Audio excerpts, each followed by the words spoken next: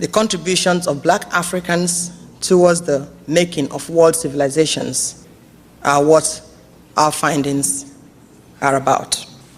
I am here on the invitation of the Harlem Book Fair, the largest Black book fair in the world, to present our new book, They Lived Before Adam. Its findings on the prehistoric origins of the Igbo, they never been ruled. Alternative title is The Igbo Since 1.6 Million BC. Two things mark out our work as a new and, as some say, groundbreaking addition to scholarship. The first is the discovery and transcription of lost stone writings of prehistoric Africans.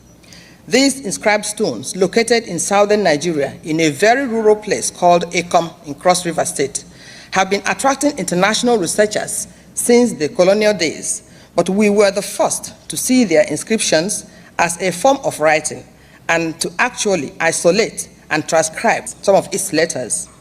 Another series of stone inscriptions called Ogam, found in Ireland, which many linguists have been struggling with for decades, were also transcribed by our team into an African language still spoken today in Nigeria. In fact, some Ogam inscriptions were found in West Virginia in USA. What we have found in the case of the inscribed monolith of southeastern Nigeria, the monolith of Igbos, is that they contain two letters that were the foundation of proto-cuneiform, a writing system used in Mesopotamia or Sumer before 4000 BC. The letters in question are the letter Ki and the letter Shi, the first and the last of the old Sumerian orthography. We also found some basic letters of early Egyptian hieroglyphics, such as the letters R and the letters N on the stones of Igbos. But the majority of the letters on the stones are from a Dravidian Indian language called Malayalam, as well as symbols now recognized as universal due to the fact that they now form the root of most cultures, religions, and sciences in the world. These include the cross, the spiral, the triangle, the circle, the concentric circle, and every other known geometric shape. The antiquity of the stones and the fact that they were discovered in the virgin forest where many were buried underground shows that they were indigenous and that they belong to the twilight days of human history, prehistory indeed. Oral tradition of the natives of Igbos say that the inscriptions were executed by the Stone Age people, the first humans to inhabit the area, and that they were invented by the first mother of humankind. They call this first mother Shishe, and say that she was the first woman to have borne a child by pregnancy, and that her first child was a boy, through whom sin and death came into the world. The monolith dedicated to her in Igbos bear the name Shishe, just like the oral tradition, written in an orthography that includes proto-cuneiform, that is Sumerian proto-cuneiform, proto-Canaanite, Dravidian Malayalam, and others. Her Igbos name, Shishe, is the same Hebrew name which Adam called Eve in the biblical story of creation. Her eyes and mouth form the Canaanite Hebrew letter Ayin, which is the first and highest sephira in the Hebrew Kabbalah. It represents the no thing, the infinite, the ineffable God. There are over 300 of these stones in Igbos, Nigeria. Another thing that marked a turning point in our research was the discovery by a team of archaeologists of the University of Nigeria in Nsukka of early Stone Age hand axes and other stone implements belonging to the time zone of 1.6 million BC to 500,000 BC. The archaeologists, Professor F.N. Anozie, Professor J.O. Ijoma, and others working with some British faculty members of the Department of Archaeology, University of Nigeria in Nsukka in the 70s, discovered several lorry loads of non-polished as well as polished hand axes, picks, and other implements in a place called Ugwele in the zone of Okigwe in southeastern Nigeria. Their conclusion, published in a number of local journals at the time, was that the Okigwe home of Homo erectus, or Nigerian early man, was the one-stop shop, the warehouse that supplied survival tools to all pockets of Homo erectus habitation worldwide. For us, this means that it was from Okigwe, prehistoric Nigeria, that the out of Africa migrations of early man took off to populate the 5 continents of the globe. More so because Homo erectus implements discovered all over the world all look like they were made in the same Okigwe factory. This was also the conclusion of the archaeologists.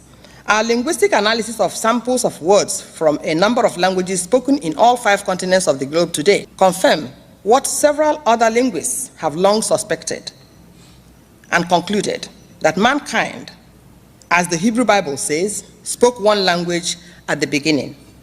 Our comparative linguistic analysis of words from many languages across the globe show that Igbo, the language group that includes Okigwe, the home of the Nigerian Homo erectus, was in fact spoken by the earliest inhabitants of countries as far-flung as Nigeria, Egypt, Mesopotamia, Turkey, India, China, Greece, United Kingdom, North America, South America, including the Greenland Eskimos. In fact, the 2 vernacular words that survived in Plato's description of Atlantis were found in sound and in meaning to have been directly derived from the Igbo language environment. So too were 90% of words used by Adam and his household, especially names of people and places and their meanings. Our research includes the origin and meanings of symbols used in every religion and sacred literature all over the world. In these, we found that Hebrew Bible, the Kabbalahs of the Hebrews and the Chinese, the Hindu Vedas and Ramayana, and the recently discovered Egyptian Christian Bible called the Nag Hammadi are of immense importance in revealing lost knowledge. Wherever we looked, we found evidence confirming the claims by geneticists who have been conducting mitochondrial DNA research in 4 leading universities here in USA, that all mankind came from sub-Saharan Africa, that Eve and Adam were black Africans. However, whereas it had been previously believed that Adam and Eve were descended from East African Lucy, our findings reveal that it was not an East African Lucy, but more like an Igbo Nigerian Chioma. This is the name of the first lady of my state, who is actually from Okigwe, the home of the Homo erectus, who was Homo habilis, ancestor of Eve and Adam. So what I'm saying is that it was not Eve, it was not Lucy, but rather a Nigerian Chioma, an Igbo Chioma, who was the ancestor, the Homo habilis ancestor of Homo erectus, who did the out of Africa migrations.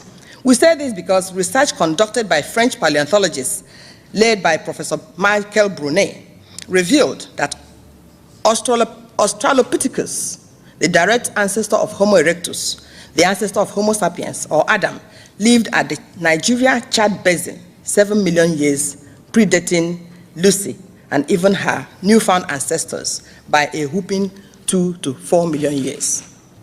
This again confirms what Igbo oral traditions tell us, that we did not come from anywhere, that we are autochthons, that we are children of evolution, the uncreated, the never been ruled, the kings and queens of the earth and its peoples. Thus, Igbo oral traditions confirm the findings of geneticists that by 280,000 BC, human evolution was interrupted, and Adam, a hybrid, was created through the process of genetic engineering. However, our findings reveal that the creation of Adam was a downward climb on the evolutionary ladder because he lost his divine essence. He became divided, no longer whole or wholesome. All over Africa and in ancient Egyptian records, oral and written traditions maintain that Homo erectus people were heaven beings and possessed mystical powers such as telepathy, levitation, bilocation, that their words could move rocks and mountains and change the course of rivers. Adam lost all that when his right brain was shut down by those who made him, created him.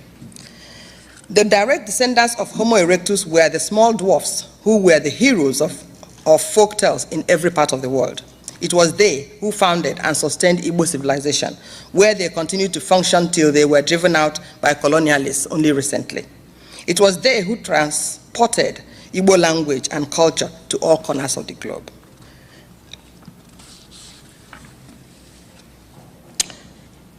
Therefore, we say that the things falling apart, which you read about in Chinua Achebe's Things Fall Apart, to whom this publication, The Live Before Adam, is dedicated, refers to the falling apart not only of the Igbo of the colonial period, but of the prehistoric Igbos, the ancestors of mankind. Adam, who was taken from his Nigerian ancestry and moved and changed and altered and made to become less than his ancestry. The significance of the research work, this research work confirms both theories of evolutionism as well as creationism. That these two theories played some part in the development of the human species. That indeed mankind is one family, and black Africans are the oldest ancestors of humankind, and the first to be called Homo.